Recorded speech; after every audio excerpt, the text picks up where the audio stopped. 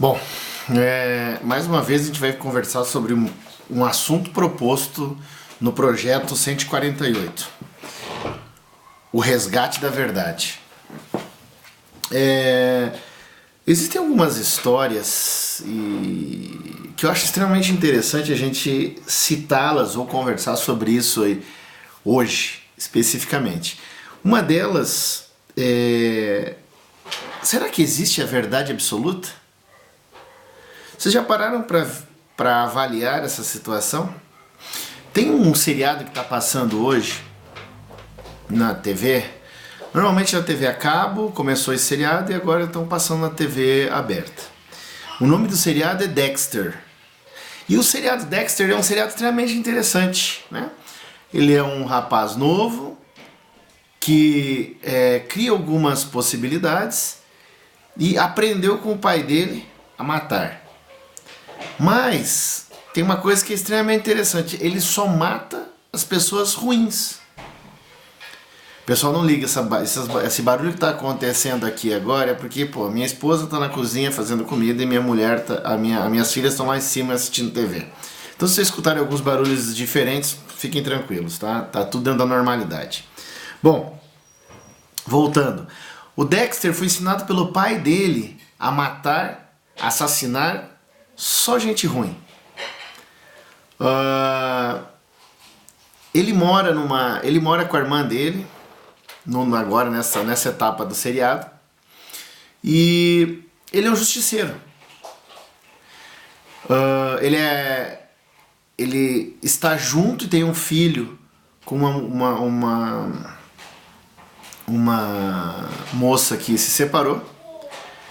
Então, começando a avaliar essa situação toda, essa série ela é extremamente complexa. Por quê?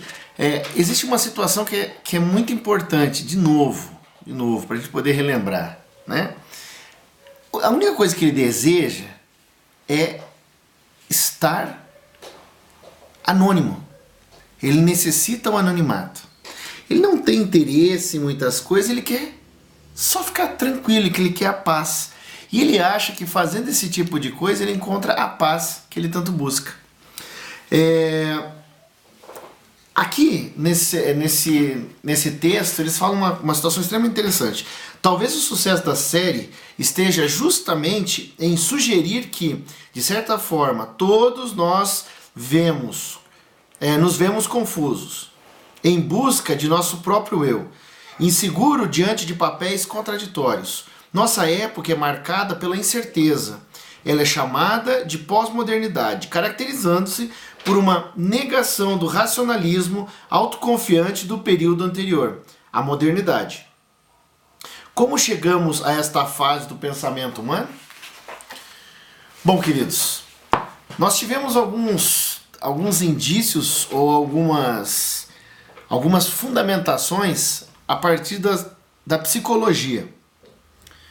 E uma das referências que nós temos relacionados a essa área é Nietzsche, né? Ele que criou, eu acho que ele foi uma das pessoas que colaborou para que essa nova visão chegasse e atendesse a modernidade. Né? Então Nietzsche nomeia a ruptura que a modernidade introduziu na história da cultura com o desaparecimento dos valores absolutos, das essências e do fundamento divino. Bom, vocês conseguem imaginar uma vida ou uma condição onde nós não temos mais a necessidade de entender o que é a verdade?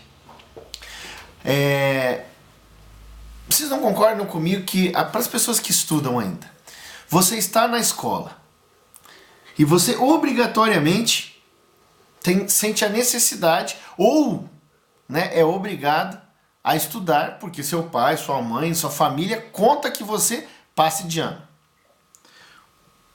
A pergunta que eu tenho para fazer para vocês: se vocês não souberem do assunto que vocês estão estudando, A professora, ela perde a atenção, ela acaba não conseguindo prestar atenção em tudo e vocês têm uma oportunidade de usufruírem daquele momento e colarem. Copiarem a resposta dos seus colegas.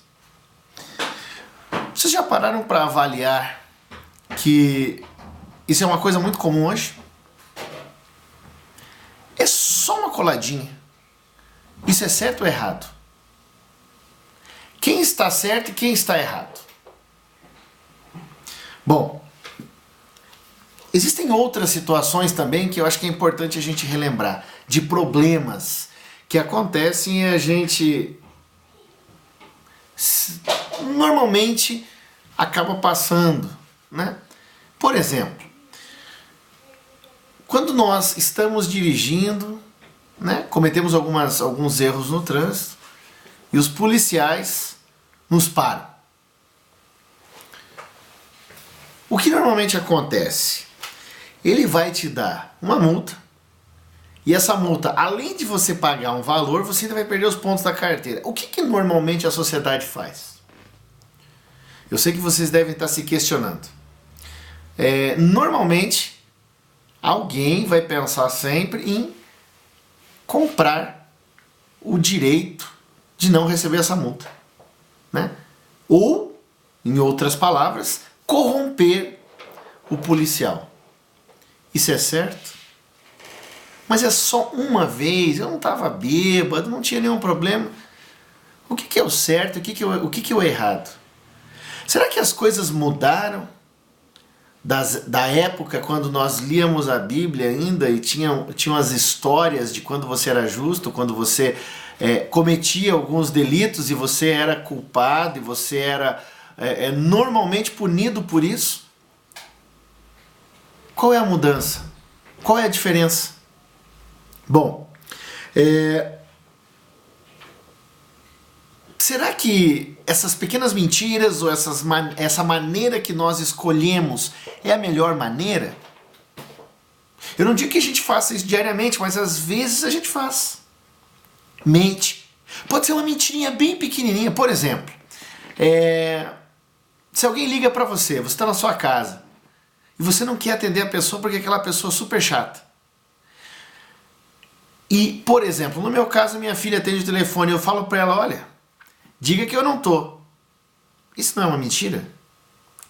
Eu também não estou cometendo um delito?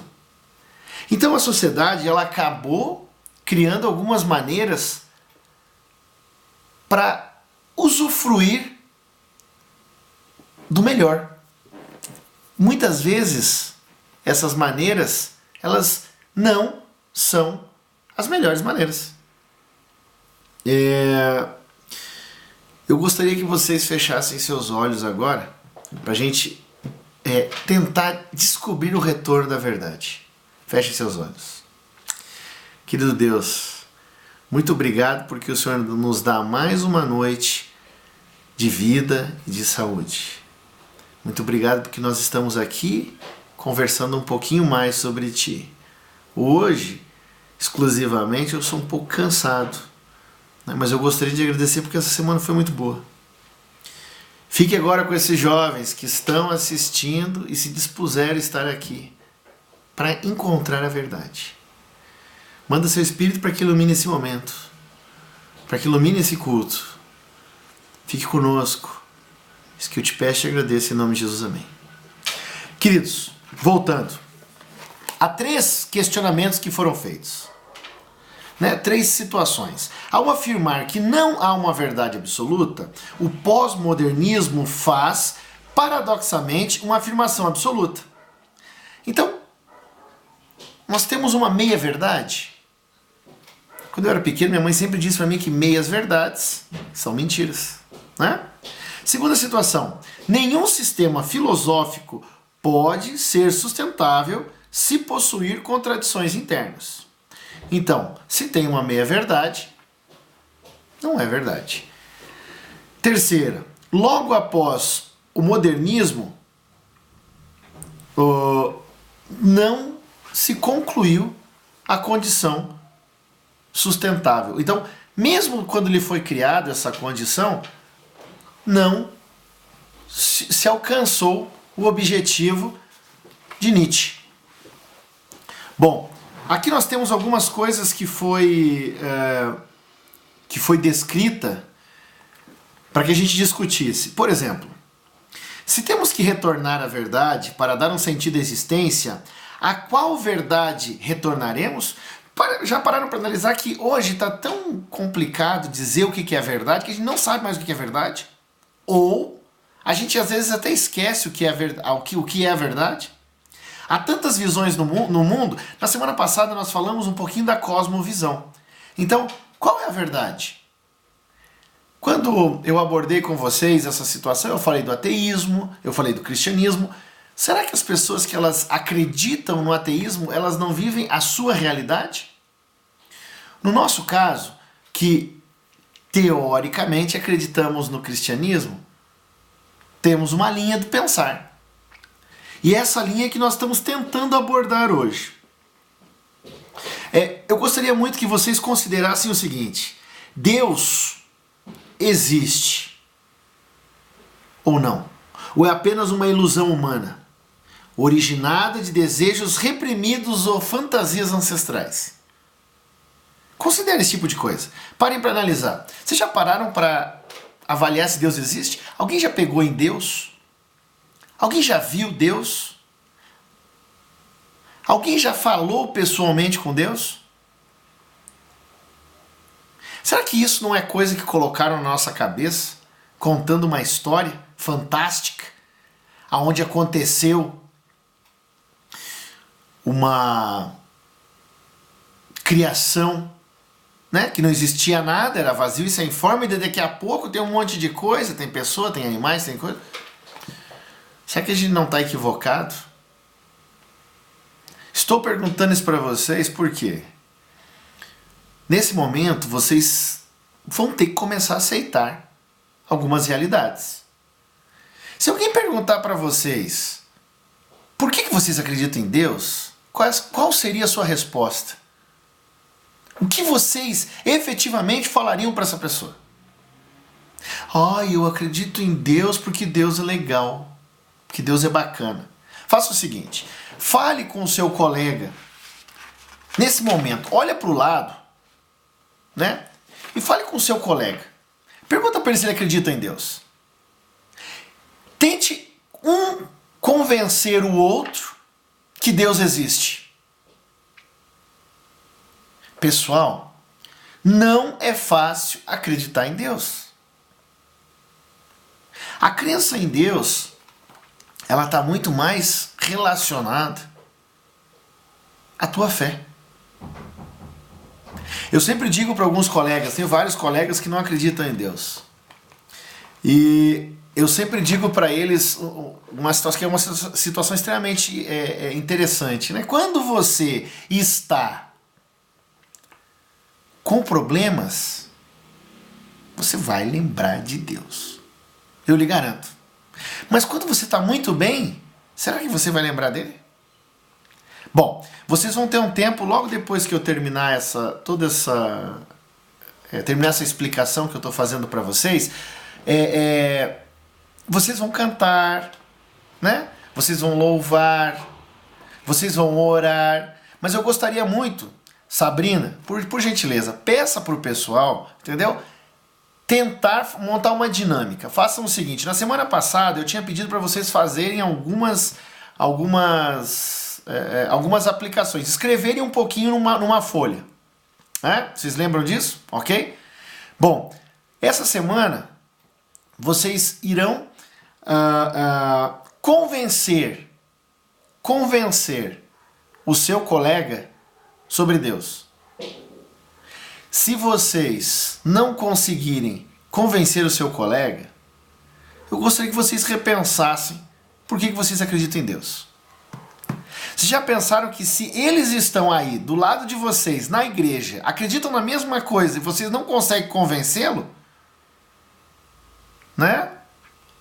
Será que para você falar para as outras pessoas, como eu tinha falado na semana passada, será que vai ser tão fácil assim? Bom, a outra situação que eu gostaria que vocês repensassem. como vocês vão estar em duplas, não deixe fácil, né? A pessoa que estiver escutando, que estiver sendo convencida, faça perguntas extremamente difíceis para ver como o seu amigo vai se portar. Não esqueça, não fique com medo de fazer pergunta ou não aceite qualquer coisa. Faça os seus questionamentos.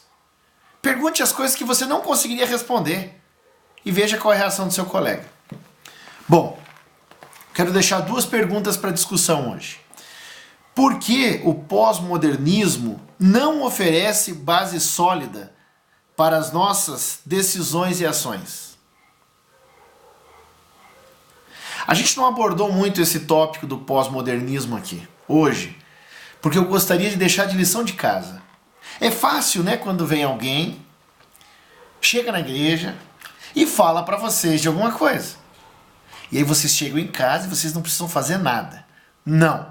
Na semana que vem, tá? Ou no nosso próximo encontro, Sabrina tem que cobrar de vocês o que vocês entenderam sobre o pós-modernismo. É muito importante vocês pararem também para buscar esse tipo de questão histórica, para saber se eu estou falando a verdade ou não.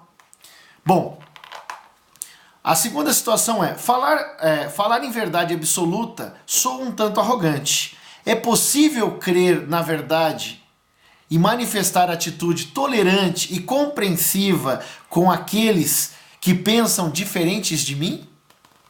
Pessoal, essas 2 perguntas, e principalmente essa última pergunta, ela me fez e ela me faz pensar muito. Quando nós estamos entre os nossos amigos, isso a minha mãe sempre falava para mim, né?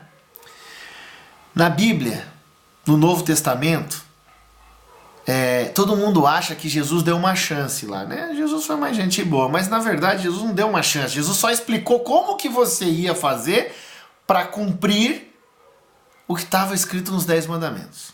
E uma das coisas que ele falou ama o teu próximo como a ti mesmo. E quando eu estou falando próximo, não estou falando seu irmão, a sua mãe, o seu pai. Eu estou falando das pessoas que você não gosta.